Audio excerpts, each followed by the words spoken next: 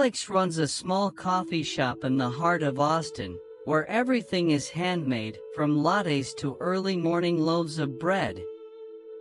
He's always trusted his bread supplier, Jordan, a beloved local baker. But one day, Alex notices the loaves look smaller than usual. Is Jordan cheating him? Or is the truth hiding somewhere within Alex's own cafe? A short story full of surprises about trust, fairness, and the little things many of us tend to overlook. Alex owns a small coffee shop tucked in the bustling east side of Austin, Texas. It's not big or flashy, but it's always busy, thanks to its commitment to craftsmanship and authenticity. From hand-poured coffee and beautifully crafted latte art to the crispy breakfast sandwiches, everything at the cafe speaks of care and intention. One key part of the cafe experience is the fragrant sourdough bread, supplied by Jordan, a well-known artisan baker in the local community. Jordan doesn't do industrial. He kneads the dough by hand, uses natural fermentation, and bakes in a stone oven after hours of meticulous proofing. Alex didn't choose Jordan for low prices, but because he wanted to offer something with heart and soul. Their business relationship had no written contract, just mutual trust. Every week, Jordan delivered 10 loaves, each weighing exactly 1 pound, just as they had agreed from the start. This partnership ran smoothly for months. Alex never felt the need to double-check the bread until one day. It was a rainy Monday morning, and the cafe was quieter than usual. As Alex prepared to slice a loaf for a regular's avocado toast, he noticed something odd. The bread looked smaller than usual. He picked it up, turned it around in his hands, and placed it on the digital scale behind the counter. The number made him frown, 0.85 pounds. At first, he figured it might be the scale. But after weighing 3 more loaves from the same batch, all underweight, one as low as 0.82 pounds, he felt a flicker of irritation. Was Jordan quietly shrinking the loaves to cut costs? In business, every ounce matters, and more than anything, so does trust. What bothered Alex most was that he always tried to do things right. His coffee came from certified farms. He repackaged it carefully in 1-pound bags when selling to smaller shops. Every ingredient was chosen with intention. He hated the feeling of being taken advantage of. Trying not to jump to conclusions, Alex sent Jordan a polite but direct message. "Hey Jordan, I just weighed a few loaves this morning. They all seem to be under 1 pound. Any idea what's going on?" Jordan didn't reply right away. As Alex waited, his mind ran through every possibility, and he never imagined Jordan's answer would lead him to take a hard look at his own cafe. Alex's message had been sent that morning, but by late evening, there was still no reply from Jordan. That only made Alex more uneasy. Normally, Jordan was quick to respond, sometimes within minutes. But this time, there was total silence. The next morning, Alex walked into the cafe with a heavy heart. His thoughts circled around one idea. What if Jordan knew about this all along and just chose to ignore it? When his staff asked about the new batch of bread, Alex just shook his head, offering no explanation.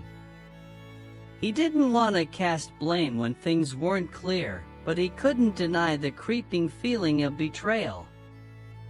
Around noon, he posted a short story on Instagram.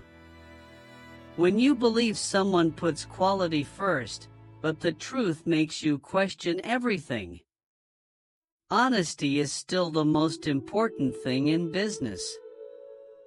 No names were mentioned, but in Austin's small business community, people started putting two and two together. Some responded with support, sharing similar experiences with other suppliers. But others messaged him privately. "Are you sure? Jordan's always been known to do things right." That evening, Jordan finally replied. His message was long, thoughtful, and surprisingly sincere.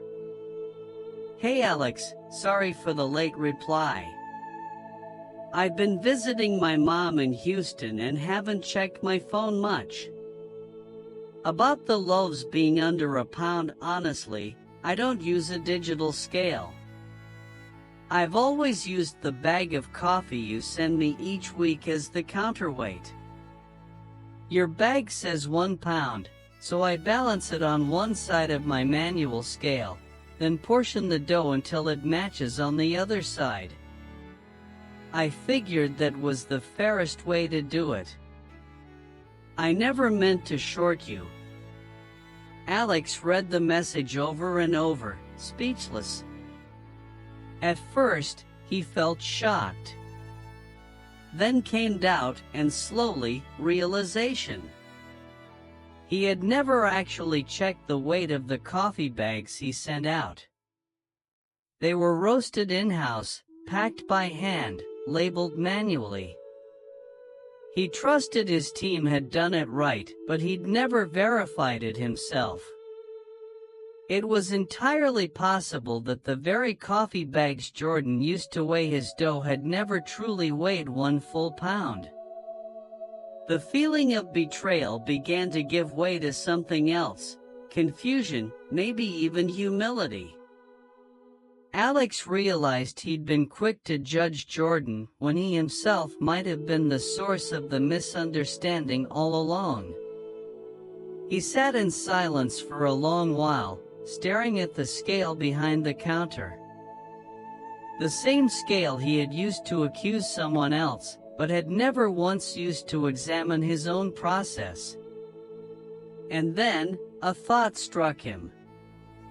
If the bread isn't a full pound, maybe my coffee never was either. The next morning, Alex arrived at the cafe earlier than usual. Jordan's words echoed in his mind, "I use your coffee bag to weigh the bread." It sounded almost naive, maybe even outdated, but it was also logical. If Jordan had really been using the weight of Alex's coffee as a reference, then maybe the problem wasn't the bread at all. Maybe the problem was him. Alex grabbed a few coffee bags that were prepped for delivery and walked to the roasting room in the back of the shop. There, sitting mostly untouched, was a digital scale he had bought during the early days, used briefly for quality control before it was replaced by habit and trust. He placed the first coffee bag on the scale. 0.89 pounds. Second bag, 0.91 pounds. Third, 0.87 pounds. Alex let out a long breath. He didn't need to check more. The bags he'd been sending out each week as a counterweight were all under a pound. Not because anyone was trying to cheat, but because he had failed to double-check. Over the past few months, he had been the one introducing an inaccurate standard. And Jordan had used that faulty reference to measure his bread honestly and literally. By now, Alex wasn't angry anymore. He felt ashamed. That afternoon, he picked up the phone and called Jordan for for the first time since this all began. "Hey," Alex began, "I checked the coffee bags. You were right. They're not a full pound." "I didn't want to make a big deal out of it," Jordan replied gently. "I just thought if I'm using your coffee as the weight, then we both have to be honest about what we're putting on the scale." "You're right," Alex said.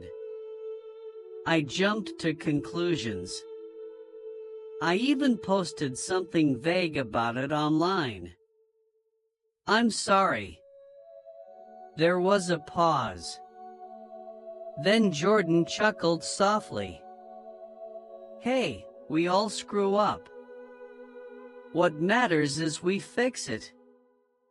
The call ended with a shared promise to invest in proper scales and to be more transparent in their work. No more relying on emotional trust alone. Real trust, they agreed, should come with responsibility and verification. After the call, Alex deleted the old post from his Instagram story. In its place, he wrote, "Before you question someone else's honesty, weigh yourself first." The story quickly spread, not because of scandal or drama, but because of the quiet maturity in how two men faced a mistake and chose growth over blame. And in Alex's heart, the scale behind the counter no longer stood for suspicion or judgment. It had become something else entirely. A humble reminder to always measure yourself before measuring others. A week after his phone call with Jordan, life at Alex's cafe seemed to return to normal, but something inside him had shifted. The digital scale in the roasting room was no longer gathering dust in the corner. Now, his staff used it regularly to weigh each coffee bag before sealing it. Alex also introduced a quality control checklist, something he'd always put off, assuming everything's probably fine. He even rewrote the product description on the cafe's website.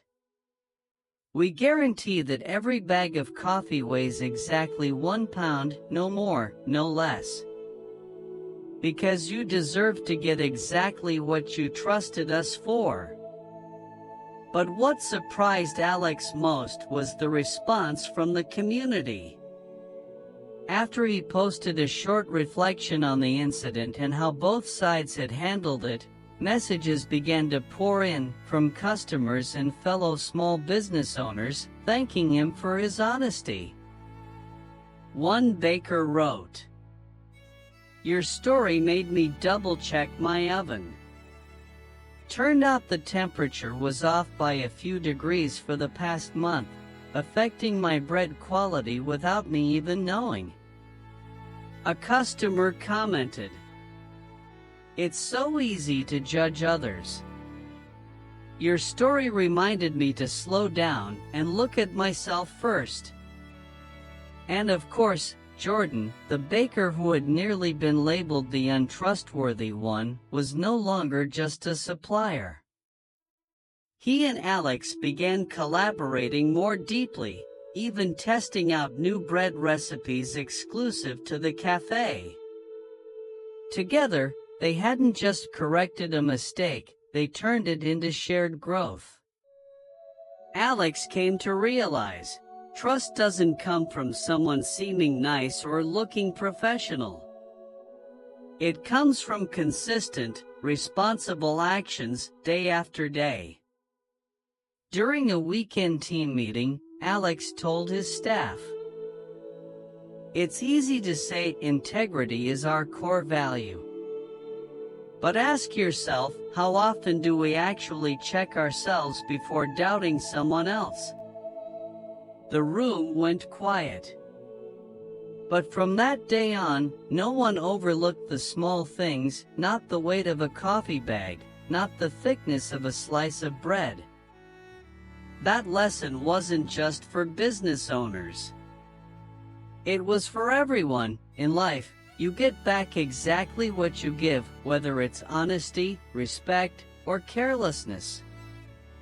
The story of Alex and Jordan may have started as a small hiccup in a coffee supply chain, but it turned out to be a quiet, profound test of ethics in business. Because in the end, the most important scale isn't the one behind the counter. It's the one you carry inside. A few months after the bread and coffee scale story, Alex's cafe was busier than ever. Not just because of the great drinks or the crispy sourdough loaves, but because of something less visible, a quiet trust woven into every small detail.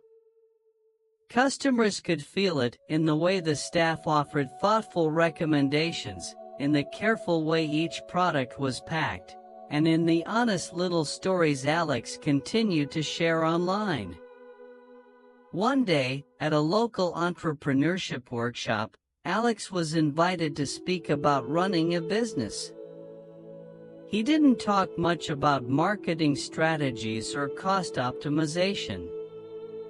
Instead, he shared the story of the scale, a seemingly small incident that had changed how he viewed business, responsibility, and, most of all, himself.